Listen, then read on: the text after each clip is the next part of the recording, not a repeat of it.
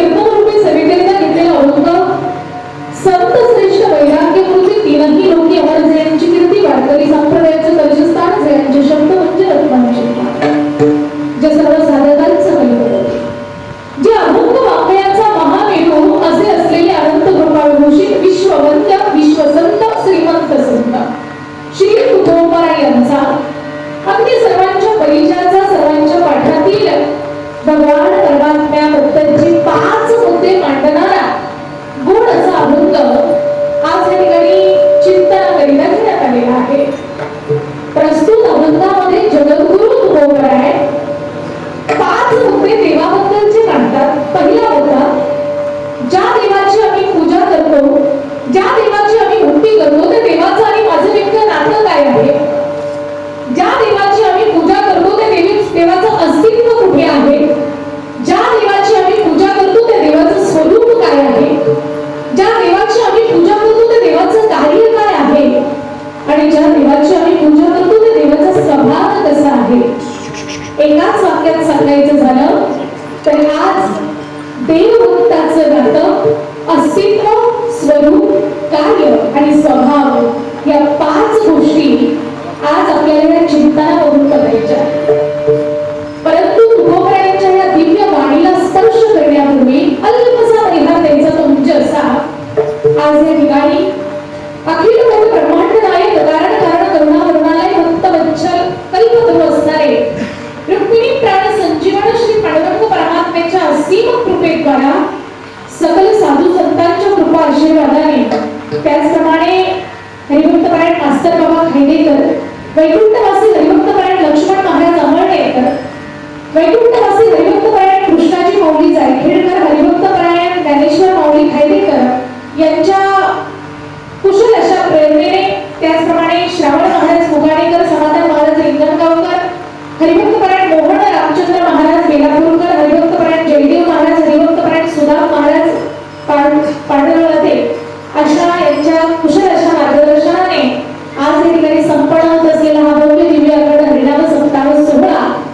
आणि या सप्ताह सोहळ्यातील आजच्या दिवसाची कीर्तनरूपी सेवा ही तुम्हा समस्त ग्रामस्थ मंडळींच्या आमंत्रणातून, त्याचप्रमाणे भजनी मंडळाच्या आमंत्रणातून, त्याचप्रमाणे माझ्या वेळोवेळी संपर्कात असणारे आमचे सुनील काका असतील, त्याचप्रमाणे आमचे नाना असतील, यांच्या माध्यमातून आज मला तुमच्या परिवार नगरीमध्ये येण्याचा योग प्राप्त झाला आणि माझ्या सकल माई पित्यांचं दर्शन मला माझ्या जीवनात घडतं आहे हे मी माझ्या अनंत जन्माचं काहीतरी भाग्य किंवा पुण्य समजते. बघा, आज या ठिकाणी आपला हा जो सप्ताह चालू आहे, सप्ताहाचा आजचा दिवस कितवा आहे महिला मंडळ? आजचा किती दिवस आहे? आजचा 6वा दिवस. गेली 6 दिवसापासून तुम्ही भगवंताचं नामचिंतन या ठिकाणी करत आहात, श्रवण करत आहात, नामस्मरण स्वतः करत आहात. परंतु मला एक गोष्ट सांगा, कीर्तन अनेक वर्षापासून तुम्ही ऐकताय. कीर्तन म्हणजे नेमकं काय हो? काय वाटतं तुम्हाला? कीर्तन म्हणजे नेमकं काय असतं? मला वाटतं आम्ही कीर्तनाला जातो, अनेक वक्त्यांची, अनेक महाराज मंडळांची कीर्तनाची श्रवण करतो, पण नेमकं कीर्तन कशाला म्हणतात हे जर आम्हाला अजून सांगता आलं नाही तर कुठेतरी आपण अपूर्ण आहोत. मी काही खूप ज्ञानी अशातला भाग नाहीये, मीही अज्ञानीच आहे, पण आजपर्यंत तुम्ही जी कीर्तन ऐकत आलाय त्या कीर्तनाची व्याख्या तुम्हाला सांगून जाईल. एवढं जरी तुम्हाला कळालं ना तरी खूप झालं. कीर्तन म्हणजे नेमकं काय तर ऐका, महिला मंडळ, पुरुष मंडळ, ज्या कीर्तनामध्ये तुम्ही बसलाय ते कीर्तन म्हणजे नेमकं काय? कीर म्हणजे काढणे. मराठी शब्दकोशाच्या नुसार जर विग्रह केला तर कीर्तन शब्दाचा विग्रह होतो कीर प्लस तण इज इक्वल टू कीर्तन. बरोबर ना? कीर अधिक तण बरोबर कीर्तन. मराठी शब्दकोशामध्ये कीर या शब्दाचा मी अर्थ शोधला. कीर म्हणजे काढणे आणि तण म्हणजे गवत. गवत काढणे म्हणजे कीर्तन. तुम्ही म्हणाल ताई सकाळपासून तुम्हाला कोणी भेटलंच नाही का? अहो, गवत काढणे म्हणजे कुठं कीर्तन असतं का? तर ऐका, शास्त्र सांगतंय गवत काढणे म्हणजेच कीर्तन आहे. पण आम्हाला शेतातलं गवत काढायचं नाहीये. आम्हाला शेतातलं गवत काढायचं नाही, तर मनुष्य रूपी देहाच्या अंतःकरणामध्ये जे अंधकार रूपी नावाचं गवत साचलंय ना, बस ते गवत काढायचं काम या धर्म मंडपाखाली केलं जातं आणि म्हणून याला कीर्तन म्हटलं जातं. आता कळालं कीर्तन म्हणजे नेमकं काय?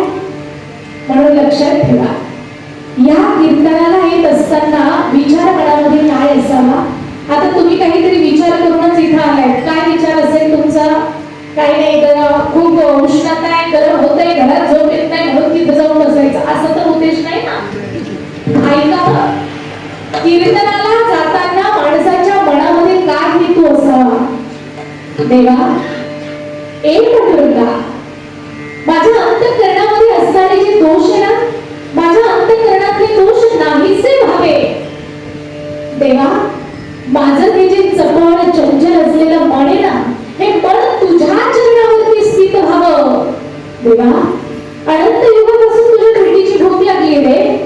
अनंत युगापासून, अनंत जन्मापासून, अनंत कालापासून मला तुझ्या प्राप्तीची भूक लागली आहे. मग ती भूक या कीर्तनामध्ये येऊन तृप्त व्हावी. तेव्हा नाही प्रत्यक्षात रे, नाही प्रत्यक्षात, पण निदान स्वप्नामध्ये येऊन का होईना तू मला भेट द्यावी. या शुद्ध पवित्र आणि निर्मळ हेतूने तुम्ही आज कीर्तनाला आलेला आहात असं मी तरी समजते. आलेला आहात ना? मला देव भेटला पाहिजे हा भाव आमच्या अंतःकरणामध्ये असला पाहिजे. आणि म्हणून आज तुम्ही कीर्तनाला आलेला आहात. नक्कीच तुमच्या अंतःकरणामध्ये देवाबद्दल प्रेम निर्माण व्हावं असं काहीतरी मी तुमच्या पुढे बोलण्याचा प्रयत्न करेन. जसं भगवंत बुद्धी देईल तसं चिंतन मांडण्याचा प्रयत्न करेन. अभंग जगद्गुरु तुकोबरायांचा आहे. कोणाचा आहे? महिला मंडळ अभंग कोणाचा आहे? तुकाराम महाराजांचा. कारण उद्या जर तुम्हाला एखादी माऊली भेटली आणि तिने विचारलं, काका बाई रात्री कीर्तनाला गेली होती का हो? ताईने अभंग कुठला घेतला होता? माहित नाही, माहित नाही, ठीक आहे, हरकत नाही. तुम्ही एवढं तिला सांगा, बाई रात्रीच्या ताईने अभंग कुठला घेतला होता मला माहित नाही, पण आई ताईनी अभंग जगद्गुरु तुकाराम महाराजांचा घेतला होता. एवढं जरी सांगता आलं ना, तुमच्या मुखाला तुकाराम जरी नाव आलं ना, तरी त्या तुकाराम नावात इतकं मोठं सामर्थ्य आहे. अहो काळ सुद्धा त्या नावामुळे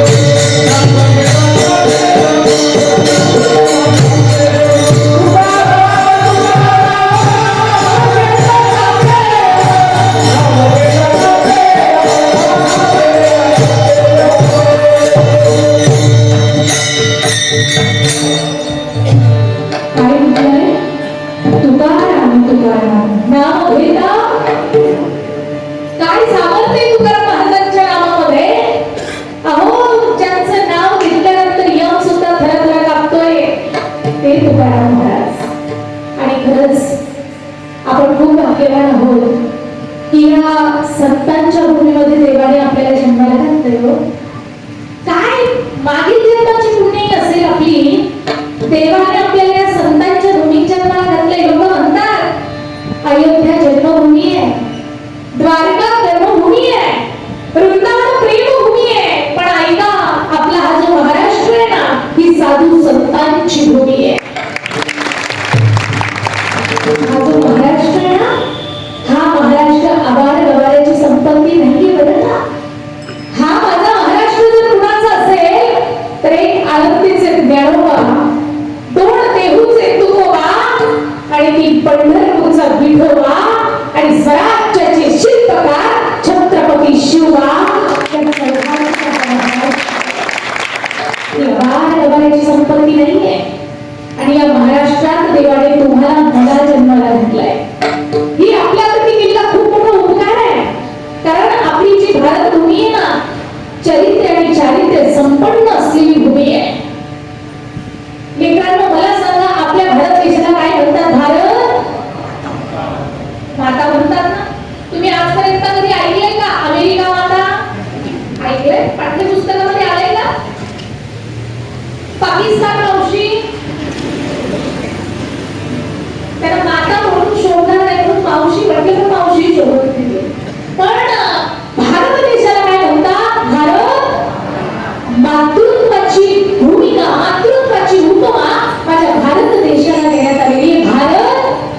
माता, मी नेहमी सांगते, लोक म्हणतात तो काय आहे तुमच्या भारतात, काय आहे तुमच्या महाराष्ट्रात.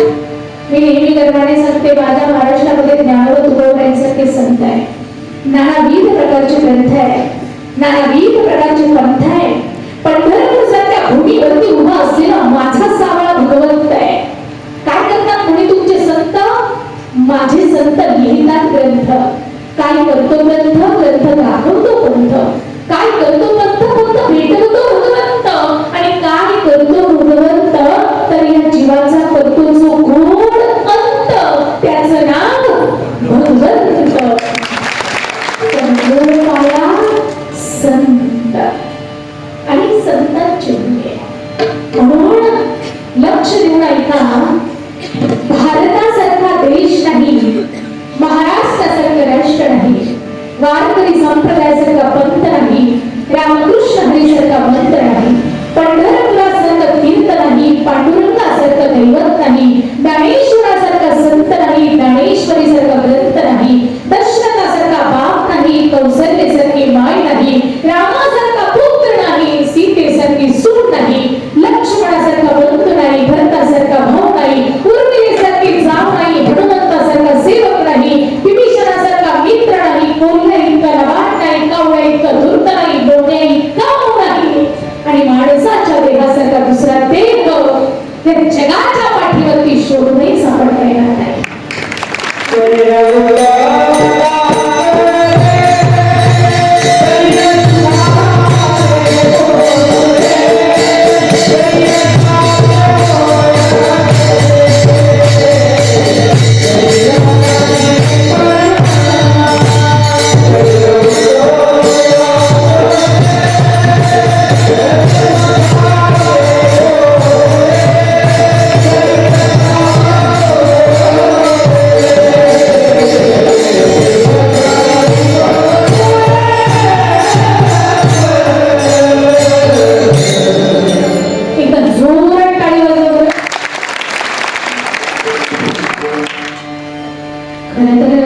या कीर्तनामध्ये आणि या धर्म मंडपाखाली बसून तुम्ही जी टाळी वाजवताय ना, ही टाळी साधारण टाळी नाहीये.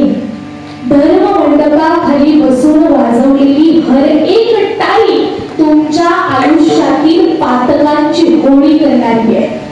तुमच्या अनंत जन्माचं जरी पाप असेल ना, तर त्या पापाला झाडून टाकण्याचं सामर्थ्य कीर्तनात वाजवलेल्या टाळीमध्ये आहे.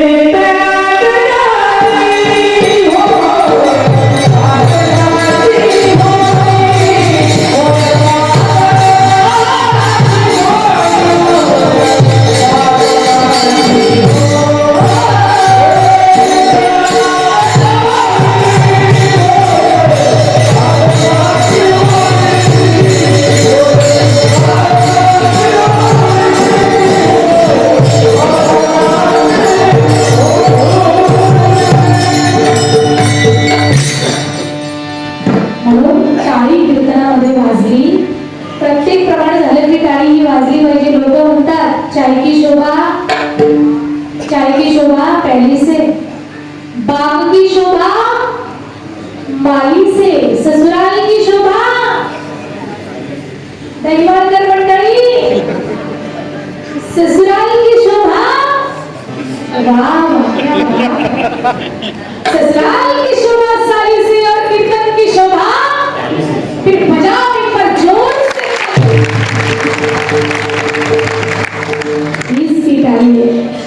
हीच ती टाळी आहे तुमच्या जीवनातील पातकांची होळी करणार. माझी गुरुमाऊली परमपूजनीय संत स्वामी अनेक रूपीजी महाराज नेहमी सांगतात, जीवनात काही गोष्टी अशा असतात की त्या केल्याने कधी वाया जात नाही.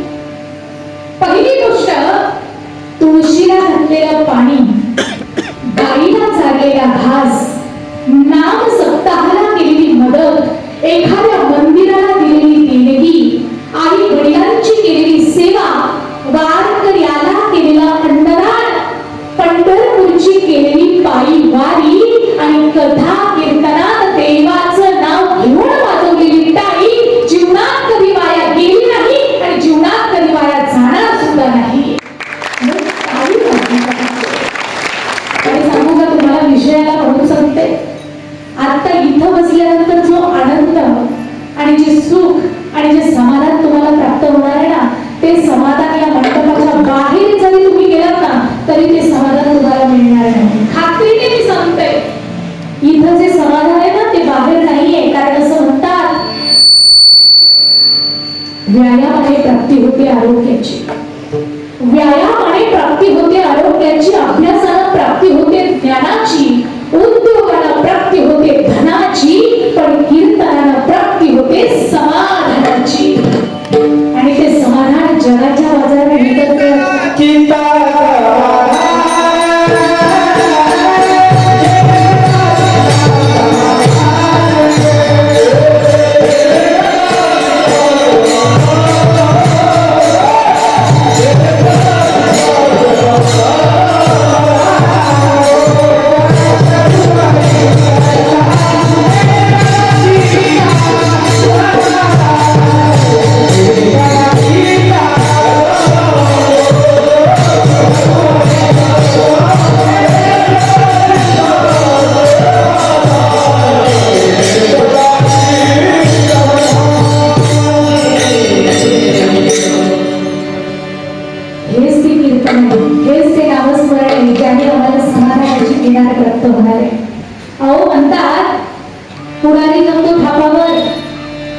पुढारी जगतो थापावर, गावी जगतो थापावर, व्यापाऱ्याने जगावं मापावर, साधूने जगावं तपावर, आणि तुम्ही आम्ही जगावं त्या पांडुरंगाच्या नामचिंतनावर.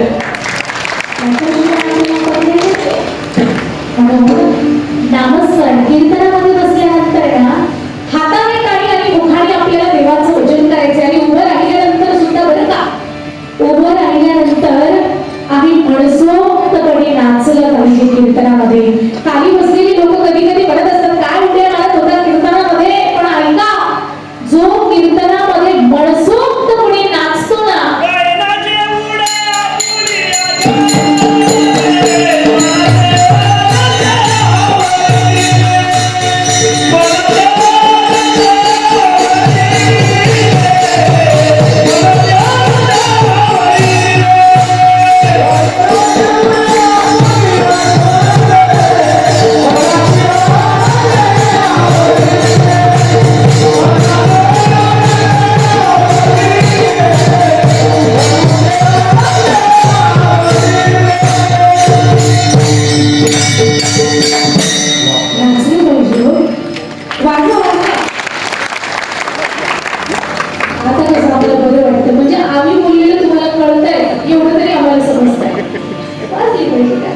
कीर्तनामध्ये नाचलं पाहिजे. कारण का माहिती का, ज्या वेळेला इथं कीर्तन संपणार आहे, कीर्तन संपल्यानंतर आपण सर्व आपापल्या घरी जाणार आहे. पण घरी गेल्यानंतर ही जी जागा इथे जी सुनी पडणार आहे ना, ह्या जागेवरती देवाधिदेव महादेव प्रत्यक्ष येतात.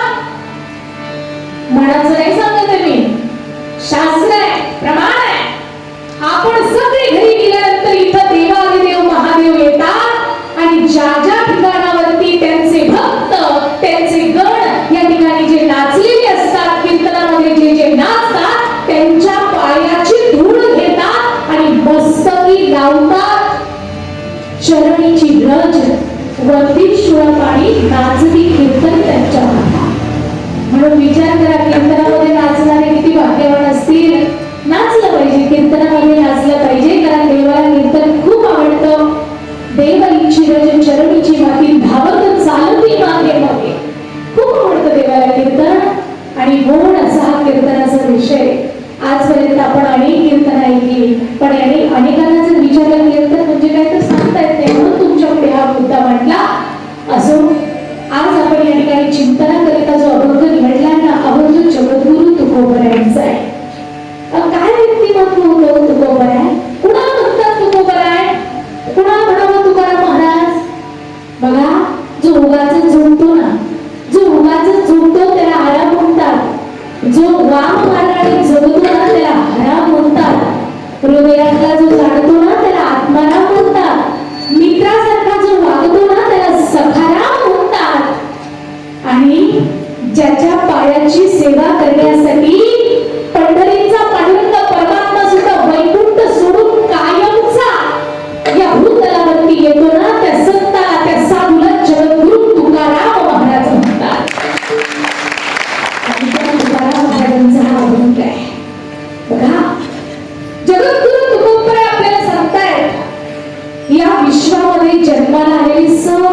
जीव, सगळ्या जीवाला जन्माला घालणारा देव आहे.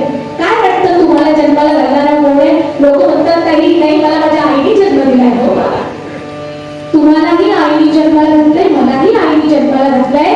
पण लक्षात ठेवा, आई हे एक माध्यम आहे. आई हे एक माध्यम आहे, पण तुम्हाला मला जन्माला घालणारा खरा तो देव आहे. आपल्या सगळ्यांचा खरा मायबाप तो जगतपिता, तो पांडुरंग परमात्मा आहे. मग का होत आई? कीर्तनाला येणाऱ्यांनाही जन्माला घालणारा देवच आहे. आणि कीर्तनाच्या वेळेला घरामध्ये टीव्ही पाहणाऱ्यांनाही जन्माला घालणारा देवच आहे. मग हा फरक का आहे? काहींना देव आवडतो तर काहींना देव आवडत नाही. जर सगळ्यांना देवाने जन्माला घातलंय तर काही लोक सात्विक आहेत आणि काही लोक नास्तिक आहेत. असा भेद का? नास्तिकालाही जन्माला घालणारा जर देवच आहे तर हा फरक का? त्याचं कारण आहे. तुकोबरा म्हणतात सगळ्यांना जन्माला घालणारा देव आहे, जीवीच्या जीवनात तुका म्हणे नारायण. फरक असा आहे, पाणी हे पाणीच आहे. पाणी हे पाणीच आहे, पण पाण्यामध्ये जर आम्ही विष घालवलं तर पाणी कसं होणार आहे? बोलत चला हा आता, म्हणजे मला कळेल मी बोललेलं तुम्हाला समजतंय. पाण्यामध्ये विष घालवलं पाणी कसं होणार आहे? विषारी. अगदी बरोबर. पाण्यामध्ये मिरची घालवली पाणी कसं होणार आहे? तिखट होणार आहे. पाण्यामध्ये ऊस घालवला पाणी कसं होणार आहे? पाणी पाणीच आहे ना. पाणी पाणीच होतं, पण पाण्यामध्ये आम्ही जे परिणाम टाकले त्याच्यामुळे पाणी परिपूर्ण बदलून गेलं. त्याचं उदाहरण माझ्या ज्ञानोबरायांनी गोड ओवी त्याकरता सांगितली आहे. जैसे जीवनाची उदक परिविशी होय मारक, का मिरियामाची ती कौसी गोड? पाणी पाणीच होतं, पण परिणामामध्ये मात्र फरक पडला. तसा भगवंत हा एकच आहे, जन्माला घालणारा जीव हा एकच आहे, पण परिणामामध्ये मात्र फरक पडला. म्हणून काही काही लोकांना जर विचारलं का रे बाबा या जगात तुझं कोण आहे, तो म्हणतो ताई या जगामध्ये मी माझ्या बायकोचं आहे. बायको देतात काही काही लोक उत्तर. असं कीर्तनामध्ये सुद्धा दिलंय सुंदर लोकांनी. ताई मला बाकीच्या जगाचं माहित नाही, पण माझ्या बायकोचं माझ्यावर जीवापाड प्रेम आहे आणि माझं सुद्धा माझ्या बायकोवरती जीवापाड प्रेम आहे. एखादा जर कुटुंबावरती प्रेम करणारा जर व्यक्ती असेल तर तो म्हणतो नाही ताई कुटुंब माझं आहे, मी माझ्या कुटुंबाचं आहे. गावचे सरपंच माहिती ना, गावचे सरपंच जर चांगले असतील तर गावचे सरपंच म्हणतात नाही गाव माझं आहे आणि मी माझ्या गावाचं आहे. आमदार चांगले असतील तर म्हणतात नाही तालुका माझा आहे, मी माझ्या तालुक्याचा आहे. मुख्यमंत्री चांगले असतील तर म्हणतात राष्ट्र माझा आहे, मी माझ्या राष्ट्राचा आहे. पंतप्रधान चांगले असतील तर म्हणतात देश माझा आहे, मी माझ्या देशाचा आहे. पण ऐका हा आता, एखाद्या वारकऱ्याला, एखाद्या हरिभक्ताला, एखाद्या वैष्णवाला जर विचारलं का हो बाबा या जगामध्ये तुमचं कोण आहे आणि तुम्ही कुणाचे आहात, तर वारकऱ्याने दिलेलं उत्तर एकच असतं, देव माझा.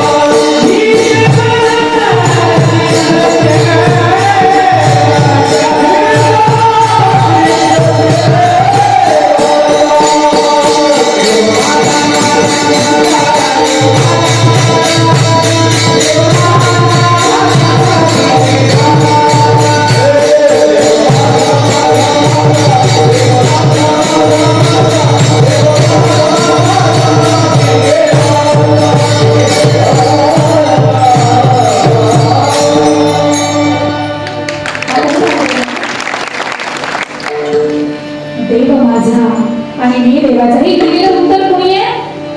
कोण उत्तर देत आहे? वारकऱ्याने दिलेलं उत्तर आहे, देव माझा आहे आणि मी माझ्या देवाचा आहे. जगद्गुरु तुकोबरा सुद्धा तेच जगाला सांगताय. अरे संपूर्ण जगाला जन्माला घालणारा जरी माझा भगवंत असला तर इतर जीवांसाठी मात्र देव सामान्यत्वाने महत्वाचा आहे, पण आम्हा संतांसाठी मात्र देव विशेषत्वाने महत्वाचा आहे. म्हणून तो देव आमचा आहे.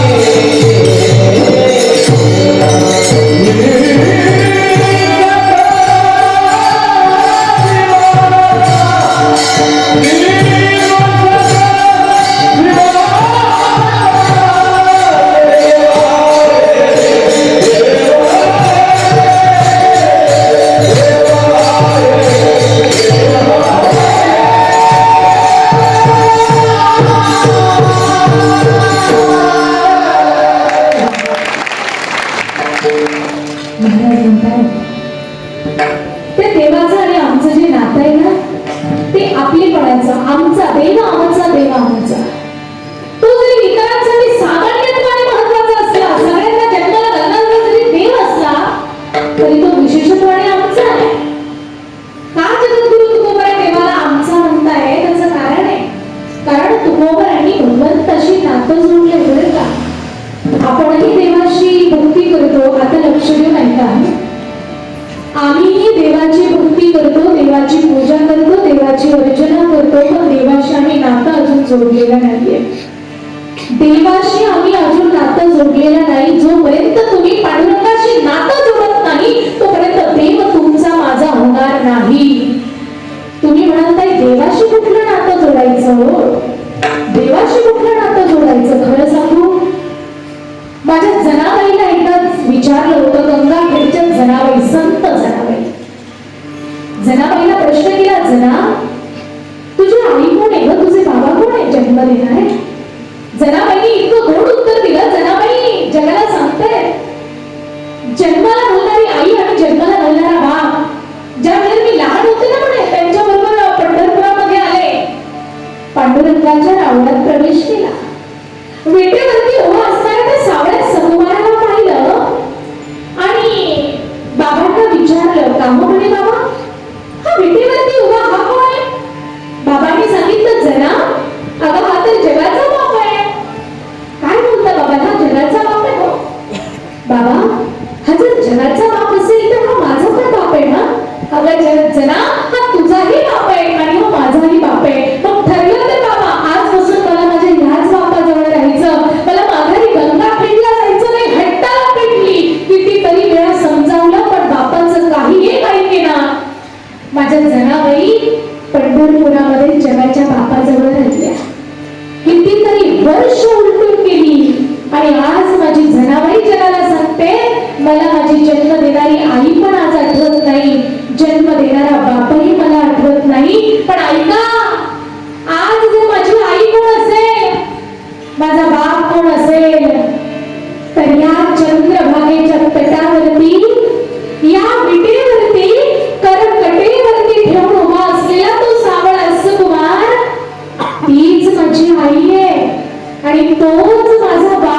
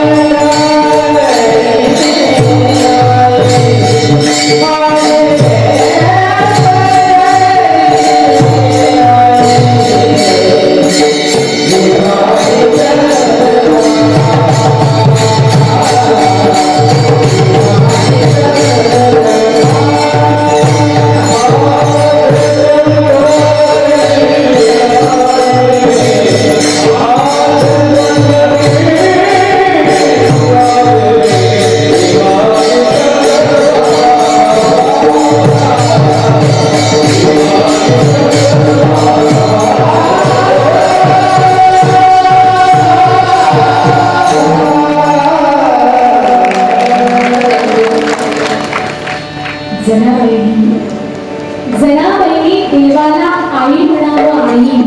येग येग विठाबाई माझी. जनाबाईंनी देवाला आई म्हणावं यात नवल नाहीये. कधीतरी विचार करा, जनाबाईंनी देवाला आई म्हणावं यात नवल नाहीये. जनाबाईसाठी देवाने आई व्हावं यात नवल आहे.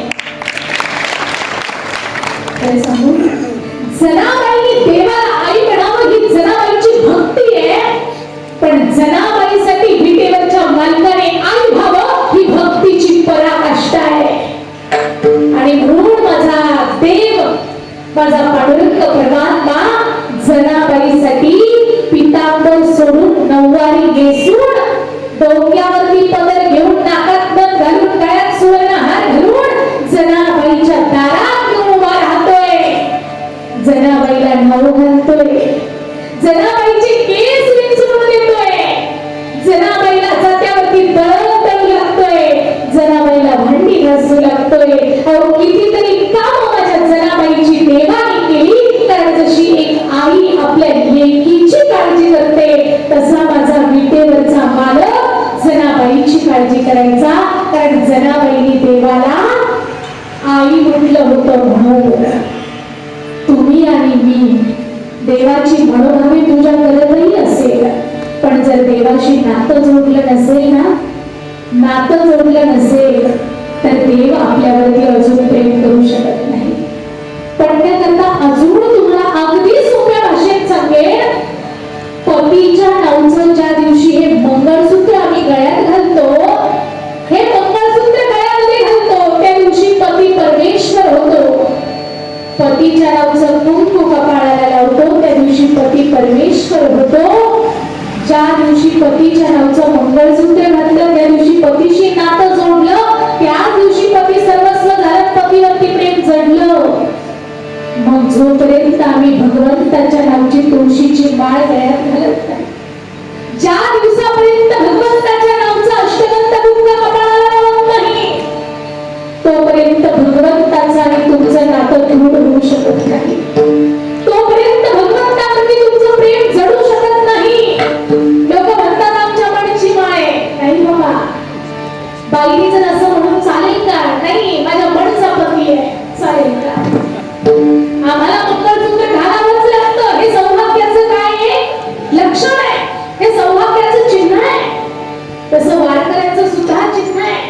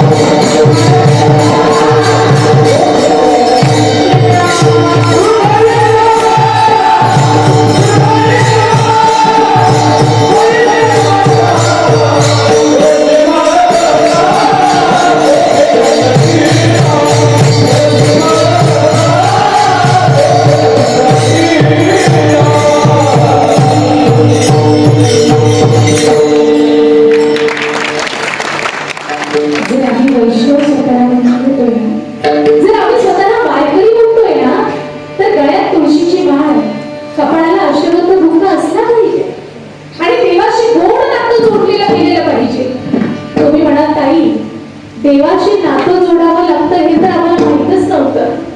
आजपर्यंत आम्हाला नाती माहित होती. कुठली नाती?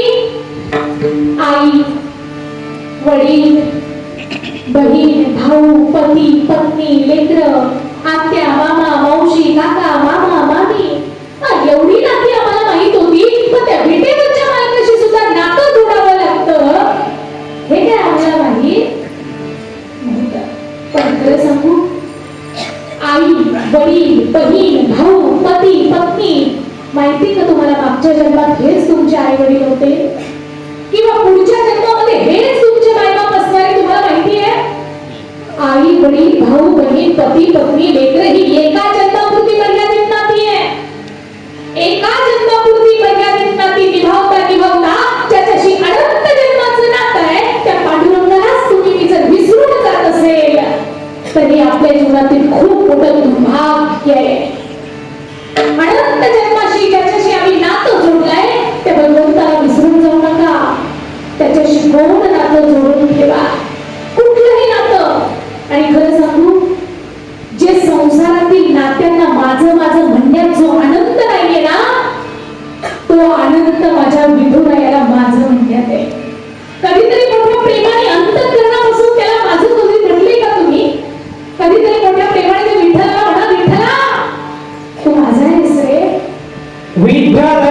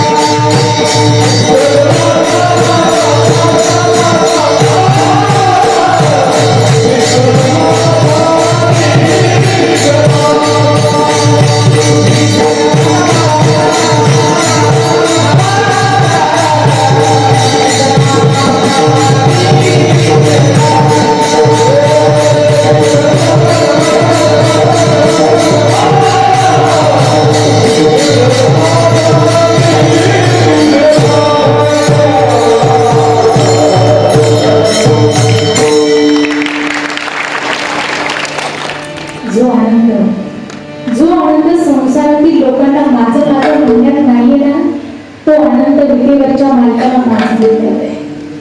कारण विटेवरच्या मालकाशी माझ्या अनंत जन्माचं नातं आहे. संसारातली नाती एका जन्मापुरती मर्यादित आहे, पण त्या विटेवरच्या मालकाशी माझं मागच्याही जन्मात नातं होतं, याही जन्मात माझं त्याच्याशी नातं आहे. आणि मला माहिती आहे पुढचाही माझा जो जन्म असेल ना, त्या जन्मामध्ये मी विटेवरच्या मालकाचीच असणार आहे. कधीतरी त्या देवाला म्हणा, देवा तू माझा होतास रे, तू माझाच आहेस आणि तुला माझं म्हणूनच राहावं लागणार आहे. देवा तू सुद्धा माझा होता, तू माझा आहेस आणि तू माझाच राहणार आहे.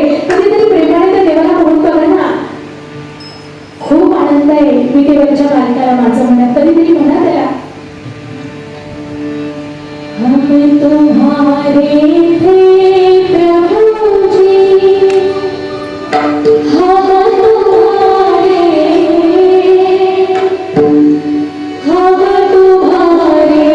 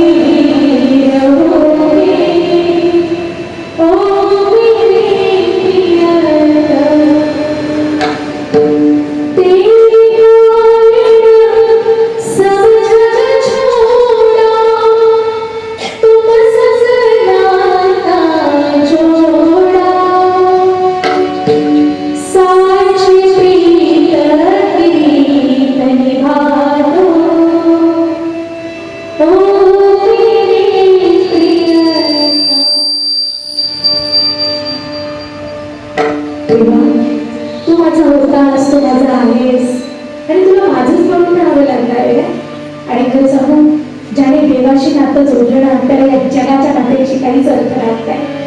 कुणी माझ्यावरती प्रेम करो अथवा ना करो काहीच फिकीर नाही. माझ्यावरती जीवापाड प्रेम करणारा जर माझा विटेवरचा मालक असेल ना तर मला कोणाचीच भीतीही वाटत नाही.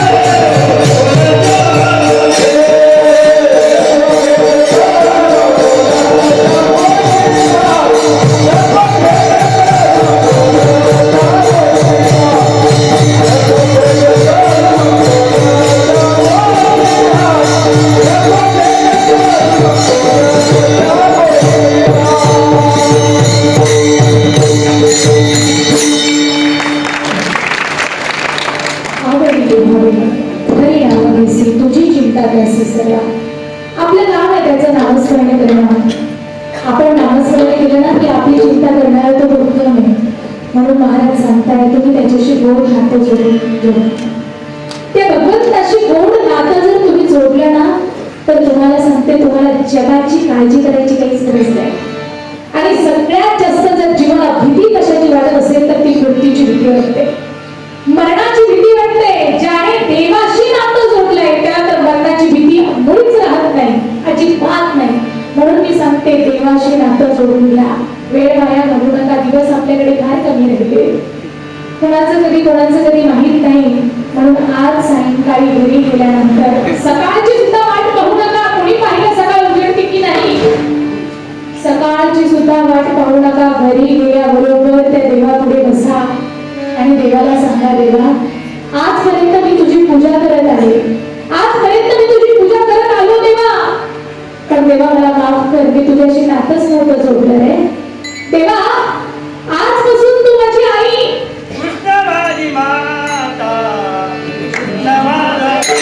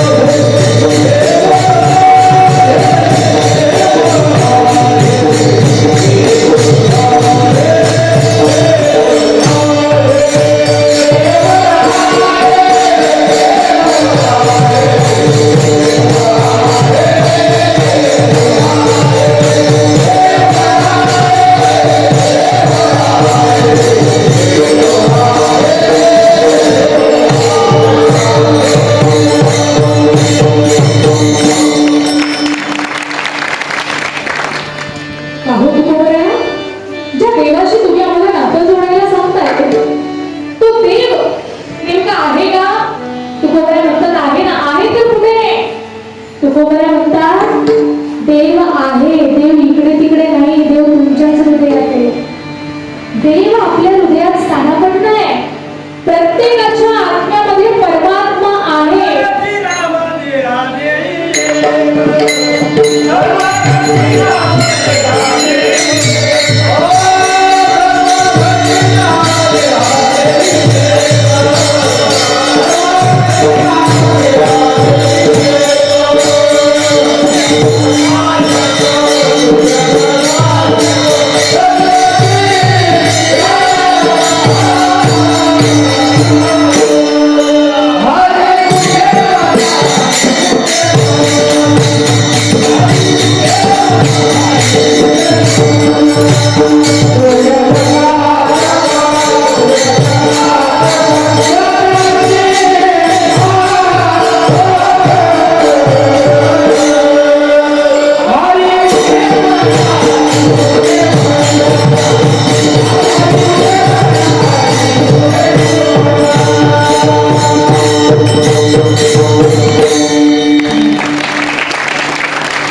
आता म्हणतात तो भगवान परमात्मा आहे ना प्रत्येकामध्ये. मला सांगा तुमच्यामध्ये राम आहे का? महिला मंडळ तुमच्यामध्ये राम आहे ना? झोपले की काय? नाही ना? मग बोलत चला. तुमच्यामध्ये राम आहे ना? राम आहे म्हणून तुम्ही माझ्या पुढे बसलात. माझ्यात राम आहे म्हणून मी तुमच्या पुढे बोलते. ज्या दिवशी तुमच्यातला आणि माझ्यातला राम निघून जाईल त्या दिवशी लोक काय म्हणतील? राम नाम लोकांनी राम नाम सत्य हे म्हणायच्या अगोदर आपण राम राम राम राम म्हटलं पाहिजे की नाही? मग आपल्यामध्ये राम आहे मग आमच्यातला राम मला का दिसत नाही? अहो देवाला बाहेर शोधण्यापेक्षा देवाला अंतर्मनात शोधा. लोक इकडे वरवर भटकतात. मला इकडे देव दिसेल की तिकडे देव दिसेल. देवाला बाहेर शोधण्यापेक्षा देवाला अंतर्मनामध्ये शोधा ना. आणि खरं सांगू, जो बाह्य रंगाने भक्ती करतो ना त्याला देवाकडे जावं लागतं. पण जो अंतर्मनापासून भक्ती करतो ना त्याला भेटायला देव त्याच्या घरी येत असतो. संत शिरोमणी सावता बाबा जे आपल्या गावामध्ये विराजमान आहे, असं बघितलं की असं वाटतं बघतच राहावं की त्यांच्यापासून नजर सुद्धा इकडे तिकडे हटूशी वाटत नाही. काय गोड ते रूप आहे. आणि पाठीमागे उभा असणारा माझा विटेवरचा मालक माझे सावता बाबा. लोक म्हणतात पंढरपूरला कधीच गेले नाही. सावता बाबा पंढरपूरला कधी गेले नाही. पण माझा पंढरीचा पांडुरंग परमात्मा सावता बाबांना भेटायला आरणगावामध्ये येतोय. आणि मालिकेमध्ये अनेक वेगवेगळा उल्लेख आहे. असं म्हणतात ज्या वेळेला नामदेव महाराज ज्ञानोबाराया आणि पंढरीचा पांडुरंग परमात्मा कुर्मदासांच्या भेटीकरिता जेव्हा निघाले त्यावेळेला आरण गावावरून ज्या वेळेला मार्गक्रमण करत होते तेव्हा माझे सत्य शिरोमणी सावता बाबा आपल्या मनामध्ये एका वटवृक्षाखाली बसून नामाचा गजर करत होते. विठ्ठल विठ्ठल विठ्ठल. सावता महाराजांच्या मुखातून बाहेर पडणारा विठुरायाचा गजर मात्र भगवंताच्या पाणी पडला आणि भगवंताने नामदेवराया आणि ज्ञानोबरायांना अशी चूक भरली की माझा पांडुरंग परमात्मा एका क्षणात माझ्या सावता महाराजांच्या मनामध्ये त्या रानामध्ये येऊन थांबला. आणि त्या मळ्यामध्ये आल्यानंतर सावता बाबा मात्र त्यांचं विठ्ठल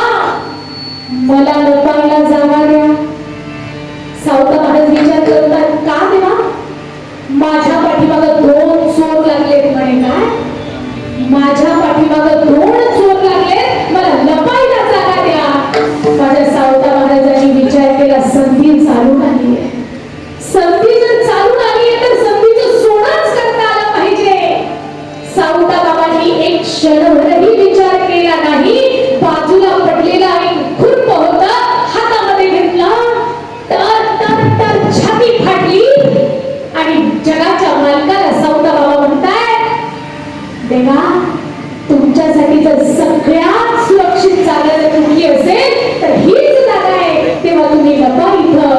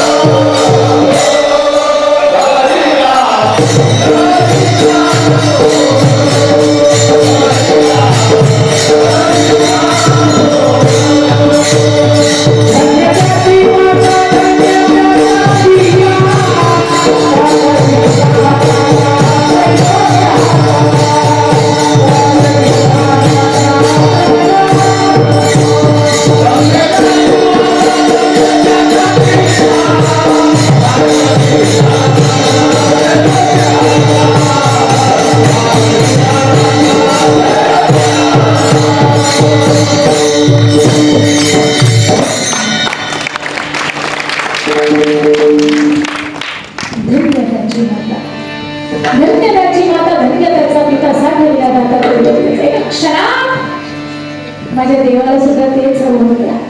माझ्या भगवान करतात त्याने एवढं स्वरूप घेतलं, टक्क उडी मारली आणि सावता गावाच्या हृदयामध्ये जाऊन बसले. आणि इकडे मात्र शोधत शोधत शोधत ज्ञानोबराय आणि नामदेवराय आले. आणि माझे सावता महाराज मात्र जगाच्या मालकाला हृदयामध्ये साठवून भगवंताच्या नावाच्या गजरात एवढे तल्लीने आनंदाला पारावार उरलेला नाहीये. ज्याचा अखंड नामचिंतन करतो तो जगाचा मालक आज माझ्या हृदयात येऊन बसलाय. काय आनंद झाला असेल सावता बाबांना हो. नामदेवराय आणि ज्ञानोबराय आले. सावतोबा, अहो सावतोबा, आमच्या पांडुरंगाला पाहिलं का हो. सावता बाबांना कसलं देहभान राहिलंय. जगाच्या मालकाला हृदयात कोंडवलंय, देहभान राहिलेलं नाहीये. पण ऐका, ज्ञानोबराय साधे सुद्धा नाहीये, ज्ञानाची मूर्ती आहे. आपल्या ज्ञान चक्षुनी ज्या वेळेला ज्ञानोबरायांनी सावता महाराजांकडे पाहिलं तेव्हा ज्ञानोबरायांच्या लक्षात आलं, हा पांडुरंग परमात्मा इकडे तिकडे नाही तर सावता महाराजांच्या हृदयात जाऊन लपलाय. ज्ञानोबराय नामदेव महाराजांना म्हणतात, नामा अहो नामदेवराया, देव तर सावता बाबांच्या हृदयात लपलाय. नामदेवराया म्हणतात, तो बघताय नाही, देवाला धरून बाहेर ओढा. ज्ञानोबराया मात्र म्हणताय, नाही नामदेवराय, देवाला मी असं बाहेर ओढू शकत नाही. माझं काम आहे फक्त दाखवणं, ज्ञानाचं काम आहे दाखवणं. नामदेवराया, बाहेर जर काढायचं असेल तर तुम्हालाच काढावं लागेल. नामदेवराया म्हणतायत, बरं ठीक आहे देवा, मी देवाला बाहेर काढतो. यावरून आपल्या लक्षात येतं ज्ञानोबरायांनी दाखवलं, नामदेवरायांनी बाहेर काढलं आणि सावता महाराजांनी हृदयामध्ये साठवलं. म्हणजे ज्ञान दाखवतं, नाम देवाला जवळ करतं आणि प्रेम देवाला हृदयामध्ये साठवतं. ज्याच्याकडे ज्ञान आहे, ज्याच्याकडे नाम आहे आणि ज्याच्याकडे प्रेम आहे, ज्याच्याकडे या तीन गोष्टी आहे ना, देव त्याच्याकडे धावत पळत येतो आणि त्याच्या हृदयामध्ये स्थानापन्न होतो. आणि हे जर आपल्याला शिकवलं कोणी असेल तर आपले संत शिरोमणी सावता बाबा. नाही हो, कुठं जायची गरज नाही. आज आम्ही वळवळ इकडे तिकडे देवाला शोधत फिरतोय, पण देव बाहेर नाहीये, देव माणसात आहे. हो, आज दगडाला बुक्का लावला तर दगडाचा विठोबा होतोय. दगडाला जर शेंदूर लावला तर दगडाचा मारुती होतोय. दगडाला जर गुलाल लावला तर दगडाचा मुसोबा होतोय, दगडाला जर भंडारा लावला तर दगडाचा थंडोबा होतोय. माणसाला कुठला गंध लावला म्हणजे माणसाचा माणूस होतो, कुठला गंध लावावा असा करा. मला एकच सांगायचं, ज्ञान, नाम आणि प्रेम या 3 गोष्टी जवळ असू द्या. आणि खरं सांगू, देव आपल्यामध्ये सुद्धा येईल. देव आपल्यामध्ये सुद्धा येईल. फक्त देवाला मला बोलवता आलं पाहिजे. शबरी माता माहिती तुम्हाला? शबरी मातेसाठी देव आला नाही का? शबरी मातेसाठी देव आला. मार्तंड ऋषींनी सांगितलं होतं शबरी मातेला, शबरी तू खूप भाग्यवान आहेस, तुला भेटायला मी तुझ्या घरी येणार आहे का?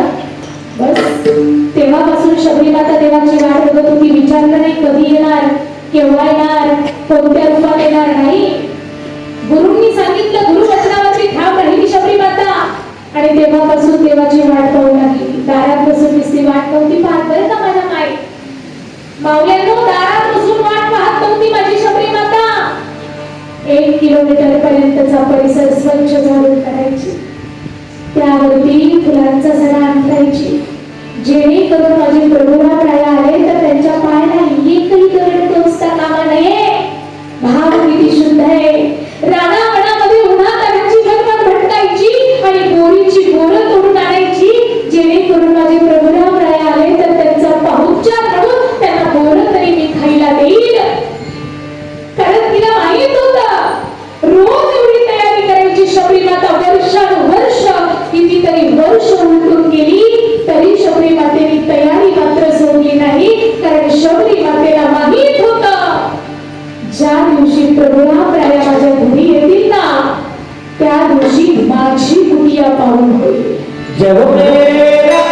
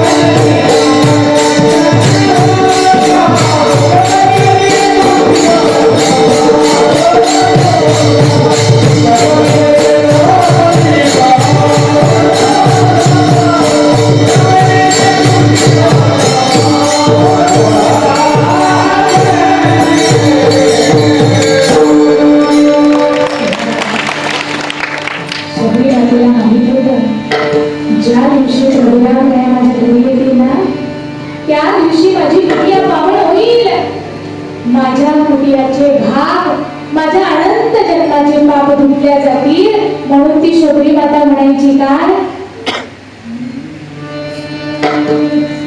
मेरी झोपड़ी के भाग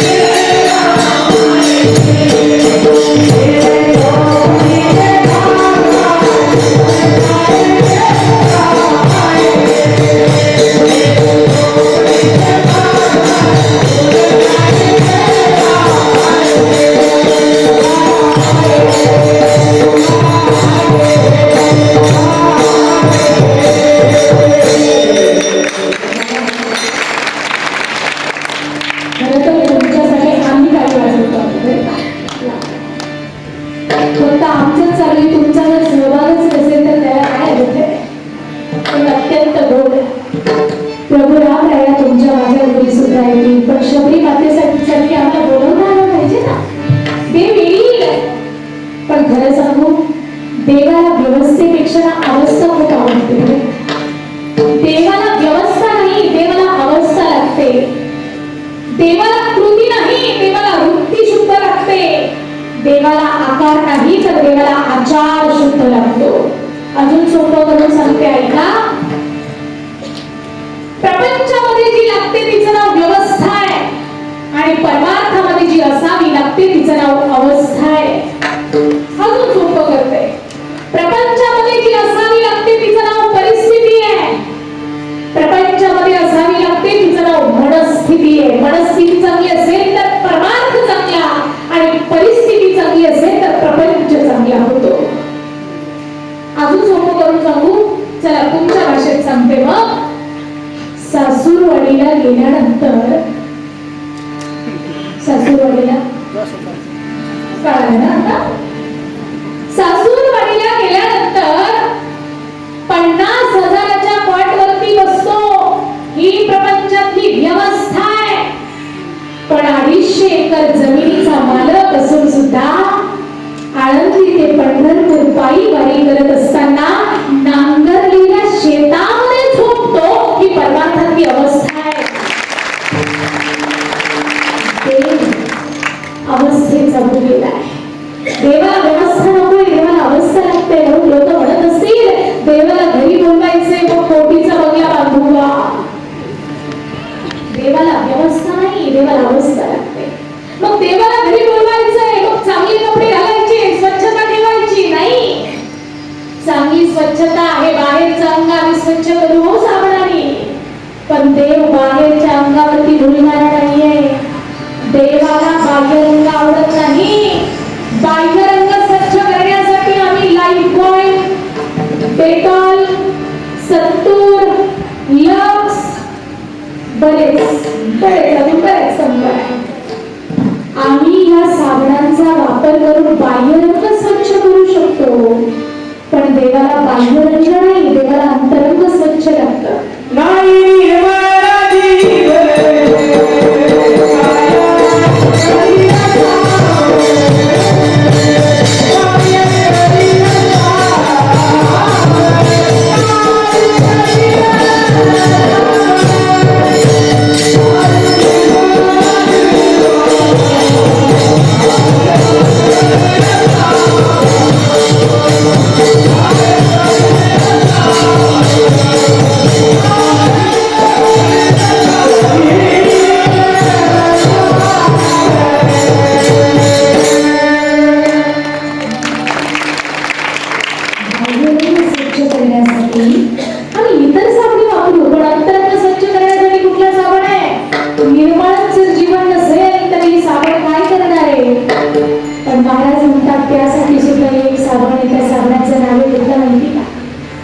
त्यासाठी एकच साबण आहे त्या साबणाचं नाव आहे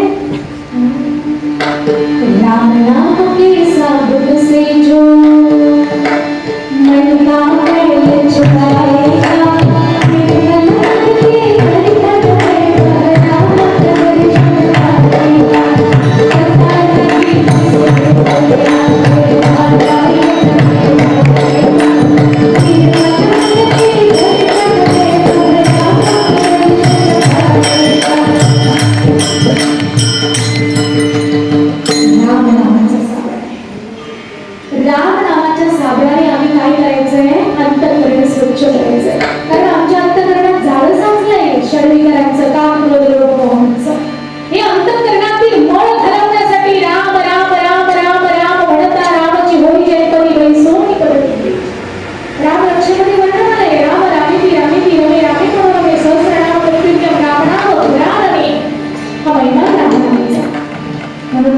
राम राम राम देव आहे, त्याला बाहेर तुम्ही शोधूच नका, ते बाहेर नाही, जवळी अंतर बाहेर, देव तुमच्या आत आहे. काय? देव तुमच्या आत आहे.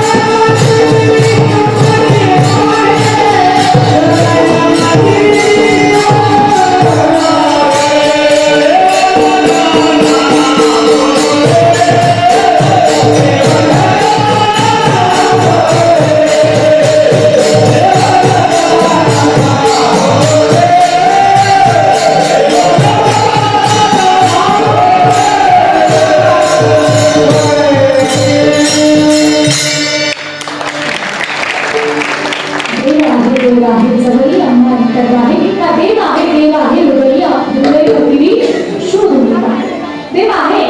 बरं ठीक आहे, तू राया देव कसा आहे तर महाराज म्हणतात देव गोड पूर्वी गोडाची देव खूप गोड आहे बरं का, इतका गोड की तो भक्तांचे सगळे लाड पूर्ण करतो, सगळे लाड पूर्ण करतो. माझा देव खरंच खूप गोड आहे.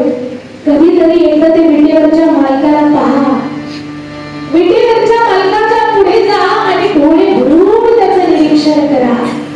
खरं तर विटेवरचा मालक आणि मुरली मनोहर मुरली धरण केलेला माझा कृष्णकडे वल्लभाचार्य महाराज खूप गोड वर्णन करतात बरं का माझा देव कसा आहे.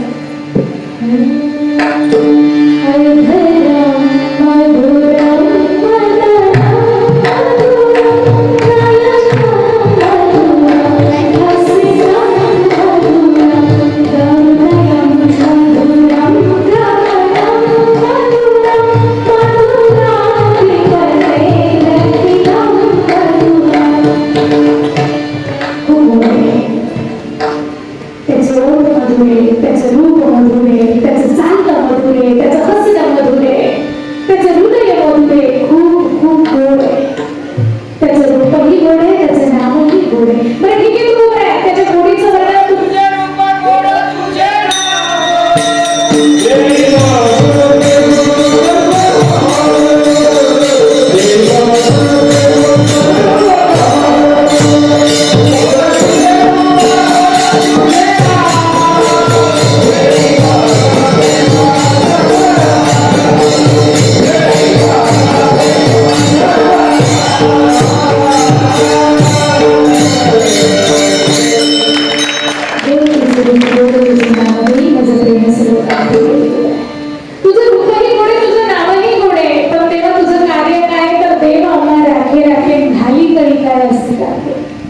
देव काळाला काखेत घालून मारून टाकतो आणि काळापासून भक्ताचं रक्षण करतो. हे देवाचं कार्य आहे. ऐका, आता देवाचं नातं कळालं. देव कुठे राहतो? देव हृदयात राहतो. देव कसा आहे? देव गोड आहे. देव काय करतो? देव भक्ताला काळापासून वाचवतो, काळापासून रक्षण करतो. आता तेवढं सांगून त्या तुकोबरायांच्या देवाशी आम्हाला नातं जोडायचे. त्या देवाचा स्वभाव कसा आहे? देवाचा स्वभाव कसा आहे? तुकोबराया म्हणतात देव खूप दयाळू आहे. देव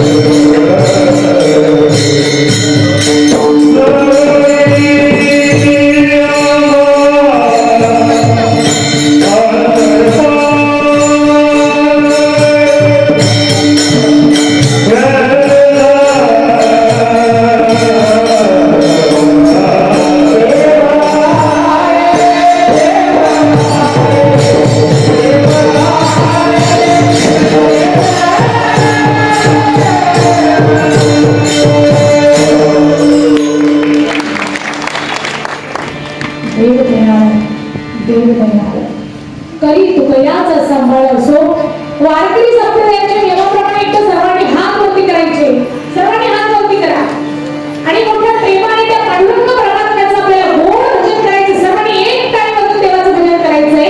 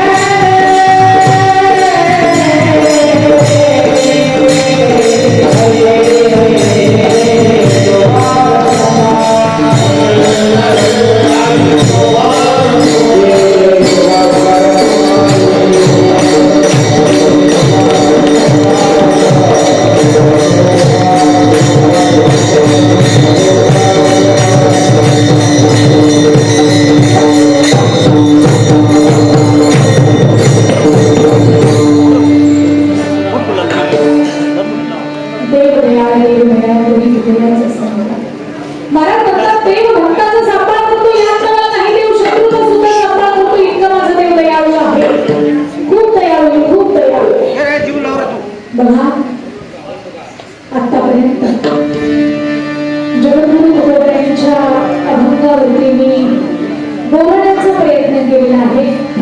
गुरुबाईंनी जेवढी बुद्धी दिली तेवढ्या बुद्धीच्या मतेनुसार मी बोलण्याचा प्रयत्न केला. मला माहिती माझी वेळ संपलेली आहे, परंतु जास्त वेळ तुमचा देणार नाही, अजून 5 मिनिटं. बघा, जर आपण मनुष्य म्हणून जन्माला आलेला आहोत तर निदान नरदेहाचं आपल्याला नारायण करता आला पाहिजे, देहाची सार्थकता आपल्याला करता आली पाहिजे. जर मानव देहाला आलोय तर मानवी देहाची सार्थकता विठुरायाच्या एका दर्शनात येऊन परमार्थ करा, भक्ती करा, जगाचा विचार करू नका. हा समाज आहे, हा समाज आहे, हा त्रास देणार आहे. आणि खरं सांगू, जी भावकी रामाच्या मागे गेली नाही, जी भावकी कृष्णाच्या मागे गेली नाही, जी भावकी अर्जुनाच्या मागे गेली नाही, जी भावकी छत्रपतींच्या मागे गेली नाही, जी भावकी पेशव्यांच्या मागे गेली नाही, ती भावकी तुमच्या आणि माझ्या मागे येणार. काय वाटतं तुम्हाला येणार? म्हणून लक्षात ठेवा, थोरले असाल ना, थोरले असाल तर माफ करायला शिका आणि धाकटी असाल तर सहन करायला शिका. बिचारा या दोन गोष्टी जमल्या ना, त्याच्या आयुष्याचं मॅनेजमेंट कधी चुकत नाही. फक्त दोन गोष्टी जमल्या पाहिजे. थोरले असाल तर माफ करा, धाकटे असाल तर सहन करा. आयुष्याचं मॅनेजमेंट चुकणार नाही आणि कुठल्याही घरामध्ये भांडणं होणार नाही. आणि या गोष्टी आम्ही सांभाळल्या पाहिजे. आणि महिला वर्ग, एक तुम्हाला माझी गोष्ट सांगताय, मी एक स्त्री आहे म्हणून तुम्हाला स्त्री म्हणून एका स्त्रीला एक उपदेश करेल. बाईचं जीवन म्हणजे काचेचं भांड आहे.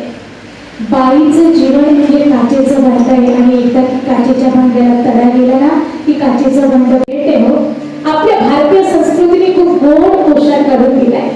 मी नेहमी सांगते, बाई साडीत सुंदर दिसते, बाई नऊवारीत सुंदर दिसते. आणि त्यातल्या त्यात जर तिच्या डोक्यावरती पदर असेल ना तर ती अजूनच शोभून दिसत असते. बाईच्या अंगावर अंगभर कपडे असतील तर जग तिचा सत्कार करेल, जग तिचा सत्कार करेल.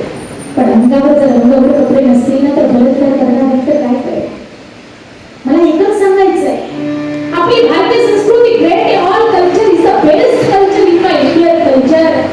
आणि संस्कृतीने पोशाख करून दिलाय, तो आम्ही सांभाळला पाहिजे. म्हणून लक्षात ठेवा, बाईचं जीवन काचेचं भांड आहे. इतकं सुंदर आयुष्य जगा ना, परमार्थ करत करत चारित्र्य संपन्न जीवन जगा आणि देशाचं रक्षण करा. कारण आज महिला वर्ग, लेकरांवरती संस्कार घालणं काढायची गरज आहे. मला खरंच आल्याला खूप आनंद वाटला. बऱ्याच ठिकाणी आम्ही कीर्तनांना जातो, पण बऱ्याच ठिकाणी मंडळी कुठली असते माहिती का, पन्नाशीच्या पुढची मंडळी आमच्या पुढे बसलेली असते. पण मला खरंच कौतुक वाटतं, या ठिकाणी बऱ्याच मुली माझ्या डोळ्यासमोर मला दिसत आहेत. आणि ही लहान लहान लेकरं बघा ना, 2-2.5 तास झाले अजून चेहरे टवटवीतच घेऊन बसलेली. खरं सांगू, आजकालची लहान लहान बालकं आहे ना, हे उद्याची नेते होणार आहे. आणि ह्याच नेत्यांच्या हातात आपल्याला आपला भारत देश सोपवायचा आहे. म्हणून लक्षात ठेवा, तरुण आहे जवान, तो आहे महाराष्ट्र मातीची शान. जर तरुणाने ठेवली वारकरी संप्रदायाची जाण तरच होईल भारत देशाची. प्रत्येक गावातील तरुण, मी तर म्हणते प्रत्येक गावातील 100 तरुण जर एकत्रित आले, प्रत्येक गावातील 100 तरुण जर एकत्रित आले आणि निष्काम आणि निस्वार्थ सेवा, निस्वार्थ भावाने जर त्यांनी देव देश धर्मासाठी जर कार्य केलं ना तर आपल्या भारत देशाला जगात विश्वगुरु म्हणून लवकरच संबोधलं जाईल. फक्त या 100 तरुणांनी देव देश धर्मासाठी कार्य केलं पाहिजे. मी तर नेहमी सांगते, प्रत्येक गावामध्ये सांगते, प्रत्येक 100 तरुणांनी आठवड्यातला एक दिवस ठरवून घ्यायचा आणि आठवड्यातल्या एक दिवशी गावातील ग्रामदैवत मारुतीरायाच्या मंदिरामध्ये 100 तरुणांनी एकत्रित यायचं आणि त्या ठिकाणी हनुमान चालीसाचं पठण करा. काळाची गरज आहे. त्या हेतूने इकडे तिकडे टवाळक्या मारण्यापेक्षा, आणि तरुण एकत्रित रोज येतात, पण इकडे तिकडे टवाळक्या मारण्यापेक्षा, रिकामट्या गप्पा मारण्यापेक्षा देवाच्या दारामध्ये येऊन, आणि मारुतीराय म्हणजे शूर आणि धीर येतो. शूरता त्याच्यापासून आम्हाला प्राप्त होणार आहे. म्हणून त्याच्या मंदिरामध्ये जाऊन पठण केलं पाहिजे हनुमान चालीसाचं. कारण खरं सांगू, आपल्या देशाचं रक्षण करणं काळाची गरज आहे. कारण आपल्या देशाचा इतिहास कुणी लुंग्या सुंग्याने नाही लिहिला हो. कधीतरी छत्रपती शिवाजी महाराजांच्या चरित्राचा अभ्यास करायला लक्षात येईल, आपल्या देशाचा इतिहास कुणी लुंग्या सुंग्याने नाही लिहिला आहे. तो लिहिलाय सैन्याच्या तापाने, घोड्यांच्या टापाने, सह्याद्रीच्या साक्षीने, हिमालयाच्या कृपेने, मा जगदंबेच्या असीमतेने, छत्रपती शिवाजी महाराजांच्या मावळ्यांच्या रक्ताच्या थेंबाने आणि या वारकरी संप्रदायाच्या प्रेरणेने आज भगवा आकाशात फडकतोय. तिकडे बागदाद्याची पुण्य नाही.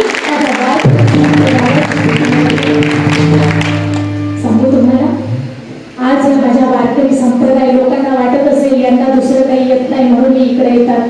काही लोक तर फक्त यांना काही जमत नाही दुसरं, म्हणून इकडे येतात. पण लोकांचा हा भ्रम आहे. आज जर तुम्ही महाराष्ट्रामध्ये जर सर्वे केला तर कितीतरी कीर्तनकार, इंजिनियर आहे, वकील आहे, डॉक्टर आहे, पोलीस आहे, बाकीच्यांचं सोडा. तुमच्याकडे ही अंजलिताई उभी आहे ना, MSc कंप्लीट आहे, ऑर्गॅनिक केमिस्ट्री मध्ये MSc कंप्लीट आहे. कोणत्याही कंपनी कंपनीमध्ये गेले तर इयरली वर्षाला 5 ते 6 लाखाचं पॅकेज कुठली कंपनी सहज देईल, पोटापुरतं सहज कमवता येईल. पण खरं सांगू, 4 पिढ्यांचा वारसा आहे घराण्यामध्ये, 4 पिढ्यांचा चालत आलेला परमार्थाचा वारसा आहे माझ्या सासरच्या घराण्याचा, आणि तो मला कोणती तो द्यायचा नाहीये. ज्ञानोबा तुकोबांचे विचार समाजापुढे मांडायचे, आणि जो आनंद, जे समाधान मला माझ्या वारकरी संप्रदायामध्ये मिळतंय ना, अनुभवायला मिळतंय ना, ते समाधान दुसरीकडे कुठंच नाहीये. म्हणून मी प्रत्येकाला सांगते, ज्याला समाधानी व्हायचं ना त्याने माझ्या वारकरी संप्रदायामध्ये या. खूप आनंद आहे, तर खूप आनंद आहे. म्हणून देशाचं रक्षण झालं पाहिजे. आणि शेवटची गोष्ट, आई वडिलांची सेवा करा. कारण आपल्या घरातील आपली आई म्हणजे रखुमाई आहे, आपल्या घरातील आपला बाप म्हणजे विठ्ठल आहे. ज्याला घरातील विठ्ठल रखुमाई कळाली ना, त्याला अख्खं विश्व कळालं बरं का. महिला म्हणतात आई, आई म्हटलं तरी अंगावरती शाल एवढे राहतात. काय असतं आईचं महत्व? आई म्हणजे बाणेचा सागर आहे, चैतन्याचा जागर, समृद्धीची भागर आहे. आई म्हणजे पावसाच्या धारा आहे, थंडगार वारा आहे, मायेचा उभार आहे.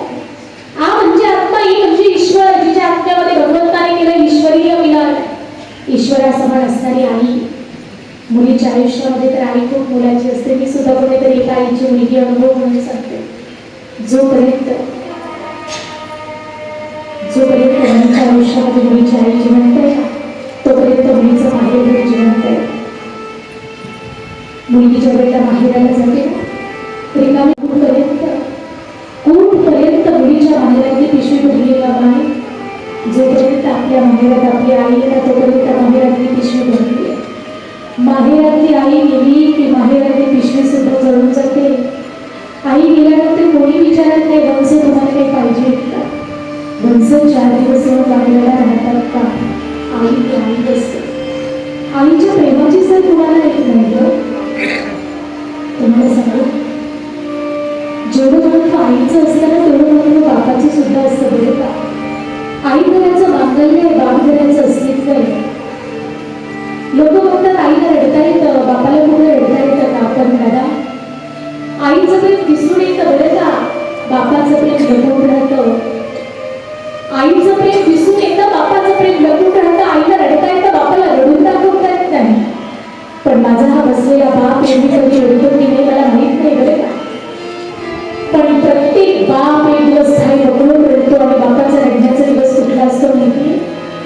ज्या दिवशी बाप आपल्या मुलीला, मुलगी म्हणजे बापाच्या काळजाचा तुकडा, मुलगी म्हणजे बापाचा श्वास, मुलगी म्हणजे बापाचा पंचप्राण, ज्या दिवशी बाप आपल्या मुलीला नवरीच्या दिशेत बघतो, ज्या दिवशी बाप मुलीच्या कपाळावरती गोंडोळी बांधलेली बघतो, आणि ज्या दिवशी बाप मुलीच्या अंगाला हळद लावतो, त्या दिवशी दगडाच्याही काळजाचा बाप असला पळत पळत जातो, मुलीच्या गळ्यामध्ये पडतो आणि ठाई बघून रडतो. तो माझा हाच बसलेला बाप असतो. कोण म्हणतो काय बापाला रडता येत नाही? 10 रुपयाचा पेन जर समोरच्याला लिहिण्याकरता दिला तर त्याला 10 वेळेला सांगतोय, बाबा तुझं लिहून झालं की माझा पेन मला परत दे. पण जो बाप 18 ते 19 वर्ष हाताच्या फुलाप्रमाणे जगलेल्या मुलीला कायमच एखाद्या परक्याच्या हातामध्ये देऊन टाकतो, त्यावेळेला त्या बापाच्या अंतःकरणाला होणाऱ्या वेदनांची कल्पना तरी कधी कोणी केली का ग? त्या बापाच्या अंतःकरणाला काय दुःख होत असेल याची जाणीव तरी आम्ही कधी केली का? मुलीला पाठवून देतो सासरी, पण घरामध्ये एवढं खुशीमध्ये तो खुपसू रडतो ना, तो माझा हात बसलेला बाप असतो. कोण म्हणतो बापाला रडता येत नाही? म्हणून लक्षात ठेवा, जेवढं महत्व आईचं तेवढं महत्व बापाचं. काही म्हणत नाही ग म्हातारपणात माई बापाला. लोक म्हणतात म्हातारपणात माई बापाला दवाखाना भरावा लागतो. नाही, म्हातारपणात माई बापाला दवाखान्याची गरज नाहीये. म्हातारपणात माई बापाला मुलांच्या प्रेमाची गरज आहे. बसा त्या माई बापाजवळ सकाळी आणि त्या आईला म्हणा, आई तू जेवलीस का ग? आई तुला बरं वाटतंय ना ग? आई तुझं काही दुखत नाही ना ग? बाबा तुम्ही जेवलेत ना? बाबा तुम्हाला बरं वाटतंय ना? बस दिवसातून एक वेळेला जरी तुम्ही माई बापाची विचारपूस केली ना, तरी तुम्हाला सांगते म्हातारे होईपर्यंत, मरेपर्यंत माई बापाला गोळ्या औषधांची गरज पडणार नाही. म्हातारपणात माई बापाला मुलांच्या प्रेमाची गरज आहे. कारण सकल तीर्थाची धुळी जी का माता पितरके असेली सिकेल शरीर माय बाप केवळ दासी तेने न जावे तीर्थासी.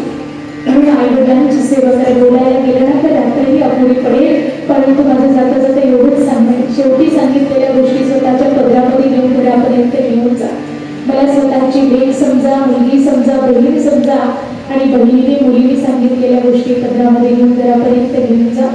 खरं तर आज आपल्या या सप्ताहाचा 6वा दिवस आणि या 6व्या दिवसाची कीर्तनरूपी सेवा ग्रामस्थ मंडळी, संत सावता महाराज भजनी मंडळ असेल, दहिवाड ग्रामस्थ भजनी मंडळी असतील आणि ज्यांच्या माध्यमातून येण्याचा योग आला असे सुनील भाऊ असतील, नाना असतील. खरं तर माझा इतर मंडळींची जास्त परिचय नाहीये, कारण संपर्कात आमचे सुनील भाऊ होते आणि आल्यापासून आमचे नाना आमच्या सेवेमध्ये आहेत. खरं तर आल्यानंतर नानांकडे गेल्यानंतर कळालं की नाना किती जवळचे आहेत आणि गेल्यानंतर परिचय झाला.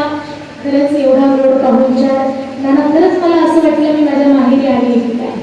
खूप गोड आमच्या बहिणी साहेब असतील आणि सगळ्यांचं गोड प्रेम मला लाभलं. आणि खरं सांगू आणि रोज कार्यक्रमांना फिरतो, पण काही काही जागा अशा असतात ना तिथे गेल्यानंतर असं वाटतं नाही हे जन्माजन्मांतरीचं नातं आहे ह्या गावाशी. आणि तुमच्याकडे पाहिल्यानंतर असं वाटतंय की मी अनेक